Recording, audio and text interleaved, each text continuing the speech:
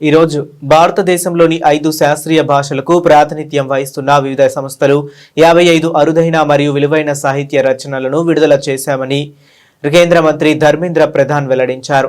ఈ 5 భాషలు తమిళం, తెలుగు, మలయాళం, కన్నడ మరియు ఒడియా వాటి శాస్త్రీయ హోదాకు గుర్తింపు పొందాయని పేర్కొన్నారు. భారతదేశ భాషలు దాని సమాజాన్ని ఏకం చేస్తాయని అన్నారు. దేశవ్యాప్తంగా 1000కి పైగా భాషలు మాట్లాడుతున్నాయని చెప్పుకొచ్చారు. ప్రధానమంత్రి నరేంద్ర మోదీ అన్ని భారతీయ భాషలు జాతీయ భాషలే అని అన్నారని కేంద్ర మంత్రి ధర్మేంద్ర ప్రధాన్ గుర్తు చేశారు. आज भारत की 5 क्लासिकल लैंग्वेज की विभिन्न संगठनों की ओर से, उन संस्थाओं की ओर से 55 दुर्मूल्य साहित्य को लोकार्पित किया गया. तमिल, तेलुगु, मलयालम, कन्नड़ और उड़िया ऐसे 5 भाषाओं में CIIL के तहत और CICT के तहत जो प्रयास चल रहा है भारत सरकार की क्लासिकल लैंग्वेज को महत्व देना. पहले 6 क्लासिकल लैंग्वेज था, इस 5 के अलावा संस्कृत भी है. पिछले साल सरकार ने और 5 भारतीय भाषा को क्लासिकल लैंग्वेज की प्राचीन भाषा की मान्यता दिया है. मराठी, बंगाली, ओहमिया, पाली और प्राकृत. भारत की भाषा समाज को जोड़ती है.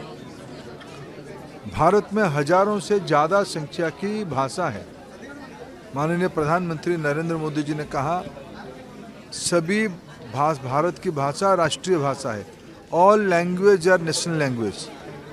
राष्ट्रीय शिक्षा नीति 2020 की यही रिकमेंडेशन है. भारतीय भाषाओं के आधार पे भारत की पढ़ाई होने से भारत की विकास होगा. 2047 विकसित भारत के लक्ष्य में भारतीय भाषाओं की महत्व और बढ़े, महत्व है ही और बढ़े, उसके लिए भारतीय भाषा समिति हमने गठन किया है. उनकी नेतृत्व में हमने बाल वाटिका से, प्री स्कूल से लेके हाई एंड रिसर्च तक भारतीय भाषा में हो. आज भारत में 5वीं कक्षा तक मातृभाषा में पढ़ाने के लिए पहल किया जा रहा है. भारतीय भाषा में इंजीनियरिंग कोर्सेस भी बनी है. भारतीय भाषाओं में मेडिकल साइंस की कोर्सेस बनी है. भारत की कोर्ट्स में उनकी मातृभाषा आधारित कोर्ट लैंग्वेज बन रहा है. प्रधानमंत्री नरेंद्र मोदी जी ने कहा है कि हमको मैकॉले माइंडसेट को बदलना है. मैकॉले माइंडसेट को बदलने की सबसे कारगर इंस्ट्रूमेंट, हथियार भारतीय भाषा है. आज हमने 55 किताबों को 5 भाषा की 55 किताबों को लोकार्पित किया. यह अत्यंत हर्ष की विषय है.